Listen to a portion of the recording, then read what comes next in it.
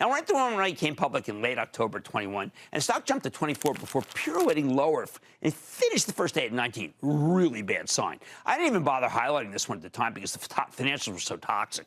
Even though Rent the Runway's got an incredible concept as a business, well, they're practically burning money, putting it right in the chimney, right in the fireplace. When the company reported its first quarter out of the late in early December, they had terrific user growth. We knew they were going to have that. Terrific revenue growth. We knew that. But they lost nearly $88 million when Wall Street was only looking for a $65 million loss. People, that's horrendous. Since then, the stock has been more than cut in half, justifiably. Now, Rent the Runway eventually seemed to find a floor in the mid-single digits. It's been bouncing around between 4 and 6 for over a month.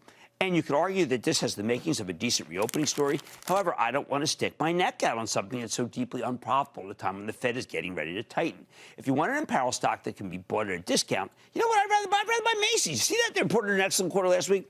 Yet it got zero credit for it because the tape's been so ugly. Macy's had the added advantage of being cheap, trading at less than 6 times earnings. All right, let me give you one more quick hit. It's Real. This is an online consignment shop for luxury goods. My wife uses it. But last Wednesday, the Real reported a mixed quarter that I thought was pretty discouraging, at least in terms of the forecast. Even their adjusted earnings for interest, taxes, depreciation, and amortization aren't expected to turn positive until 2024. No, thank you. Here's the bottom line. I hope you'll learn from the losses in these newly public stocks, which I've tried to get you out of. When you see a massive flood of IPOs, it's often a real bad sign. Oh, was it? I hope you took my advice and steered away from these names, because if so, I think you could have saved yourself a lot of money. Don't miss a second of Mad Money.